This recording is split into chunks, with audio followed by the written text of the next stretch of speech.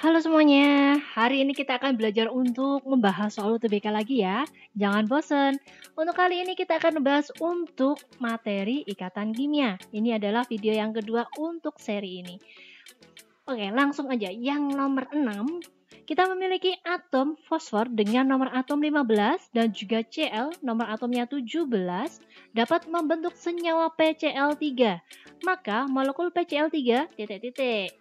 Nah, ini kita berarti diminta untuk menentukan apakah pernyataan nomor 1, 2, 3, dan 4 itu benar atau tidak. Nah, ini enaknya soalnya sudah diketahui senyawa yang diinginkan. Maka, kita bisa menentukan kalau si fosfor nomor atom 15, maka konfigurasi elektronnya adalah 2, 8, 5. Oke ya, ini yang kita pakai, angka 5. Sedangkan Cl nomor atom 17, maka konfigurasi elektronnya adalah 2, 8, 7. Maka kita pakai angka 7. Nah, maksudnya bagaimana? Karena si Cl ini sebagai substituen, ini memiliki 7 elektron, maka agar menjadi oktet, maka dia membutuhkan 1 elektron lagi dari pasangannya gitu ya, agar dia bisa membentuk 1 buah ikatan. Maka nanti Cl dia hanya akan memiliki 1 buah ikatan.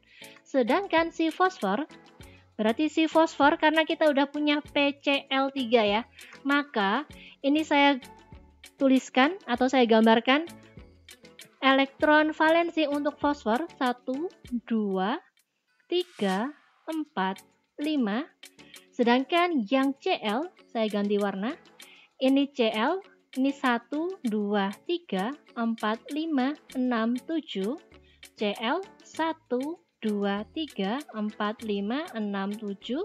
Yang di bawah 1, 2, 3, 4, 5, 6, 7. Nah, untuk PCl3 bentuknya ini ada PEB, ini ada ikatan dengan Cl, ikatan, ini juga ikatan dengan Cl. Oke, kita lihat dulu ya. Pernyataan yang pertama merupakan senyawa polar. Nah, pertanyaannya, jika struktur Lewis dari PCl3 adalah seperti ini, apakah dia bersifat polar? Iya, ini bersifat polar. Caranya gimana untuk menentukan dia polar atau non-polar? Yang pertama, jika kalian ingin menentukan sifat kepolaran dari suatu senyawa ya, langkah pertama kalian menentukan keelektronegatifannya. Yang pertama, keelektronegatifan dari Cl itu lebih besar daripada keelektronegatifan dari fosfor. Sehingga dari fosfor, elektron yang ada dalam ikatan itu akan ditarik ke arah Cl, dan akan ditarik ke arah Cl. Sedangkan si elektron bebas PEB di sini dia akan ditarik dari arah fosfor ke arah atas. Saya buat lebih panjang ya di sini, mengapa? Karena keelektronegatifan fosfor itu lebih besar daripada si Cl. Sehingga resultan dari gaya yang terjadi ini saya anggap gaya karena dia ditarik ya, ditarik ke bawah, ditarik ke samping, ditarik ke kiri, dan ditarik ke atas. Maka resultannya adalah momen dipol lebih besar dari 0, maka sifatnya adalah polar. Maka ini benar. Terus, bentuk pernyataan yang kedua ya, berbentuk segitiga planar alias bentuk molekul dari PCl3 ini apakah berbentuk segitiga planar? Kita lihat. Pertama, untuk PCl3 dia memiliki PEB ada 3 buah dan juga PEB. Oh, ini maksudnya PEI ya. PEI itu ada 3, lalu PEB itu ada 1. Maka ini bilangan koordinasinya adalah 4. Jika kita memiliki bilangan koordinasi 4, maka bentuk molekul dasarnya adalah tetrahedral.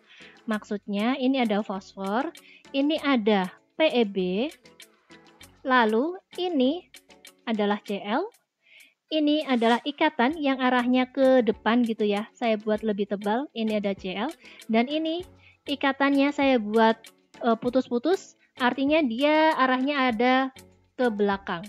Ikatan Cl mengarah ke belakang. Sehingga, tahu nggak ini bentuk molekulnya apa? Bentuknya adalah segitiga piramida. segitiga piramida. Sehingga pernyataan yang nomor 2 ini salah. Lalu, yang nomor 3 memiliki satu pasang elektron bebas pada atom pusat. Nah, yang ini ya. Berarti pernyataan yang ketiga itu benar. Nah, bentar. Jika pernyataan 1 itu benar, maka pernyataan 3 pasti selalu benar. Lalu, pernyataan 2 salah, maka pernyataan yang keempat pasti juga salah. Maka jawaban yang benar adalah 1, 3. Pilihan jawabannya yang kita pilih adalah yang B.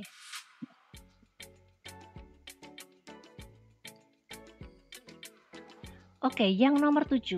Interaksi yang paling dominan antar molekul gliserol dan air.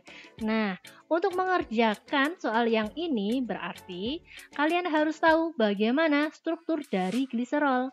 Strukturnya gliserol adalah seperti ini ya.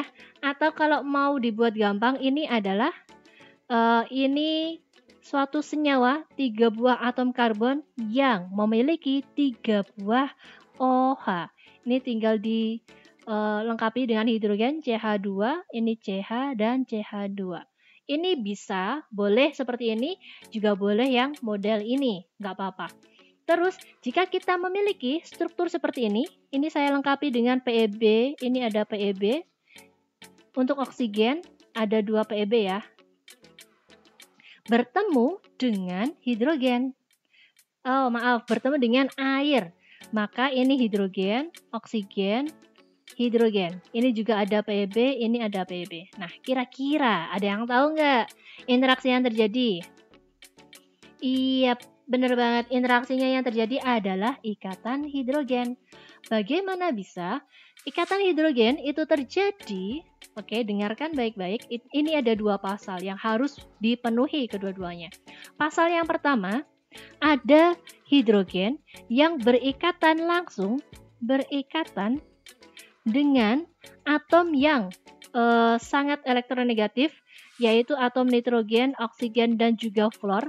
Nah, kita punya ini ikatan antara hidrogen dengan atom O. Oke ya, ini berarti memenuhi pasal yang pertama. Terus, dia akan berinteraksi dengan PEB yang ada di NOF yang lainnya. Nah, kalau yang ini, kita punya ini, oksigen yang memiliki PEB, ya kan? Maka pasal yang kedua juga terpenuhi. Maka di sini terbentuklah ikatan hidrogen. Hati-hati karena tidak semua jika ada hidrogen, ada oksigen, lantas otomatis ikatan hidrogen, enggak ya. Kita harus memenuhi kedua pasal ini. Maka jawabannya adalah yang C. Selanjutnya ya, nomor 8. Padatan NaCl melebur pada 801 derajat Celcius. Tinggi banget ya. Sedangkan pada CCl4 melebur pada 23 derajat Celcius. Ini suhu ruang berarti, di bawah suhu ruang.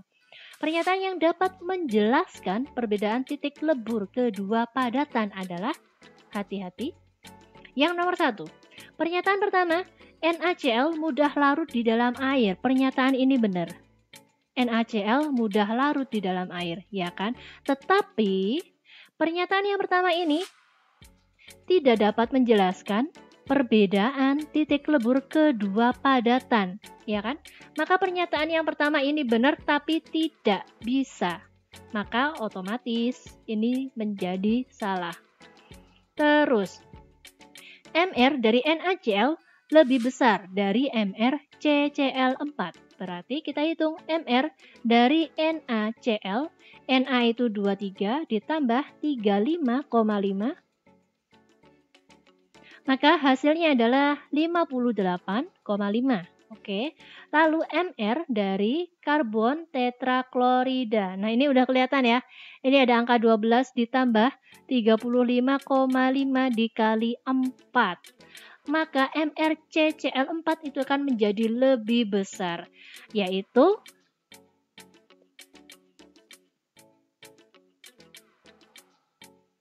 yaitu 35,5 dikali 4. Ini berapa? Kalau ini dikali 2, ini kan 70, 71 dikali 2 berarti 142.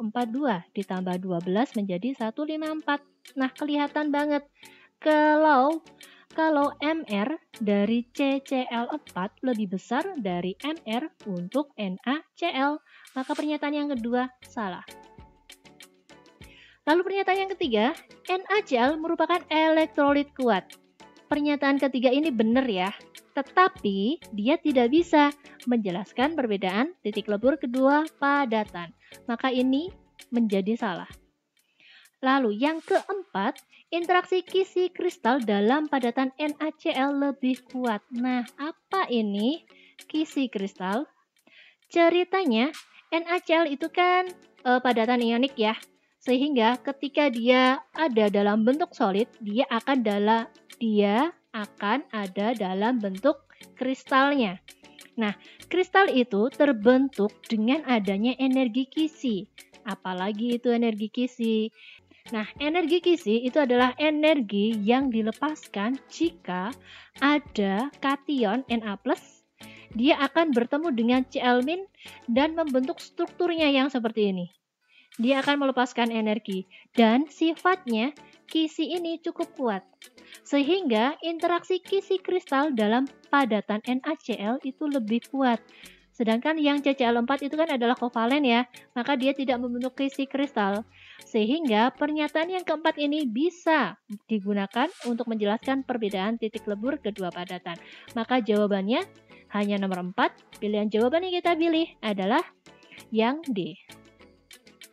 Oke, sampai di sini dulu ya untuk materi ikatan kimia. Nanti bisa kita lanjut untuk pembahasan materi UTBK untuk tahun-tahun selanjutnya. Atau mungkin kalian bisa cek untuk setiap bab materi ya. Nanti bisa kalian lihat di playlistnya masing-masing. Oke, sampai ketemu di video selanjutnya. Terima kasih.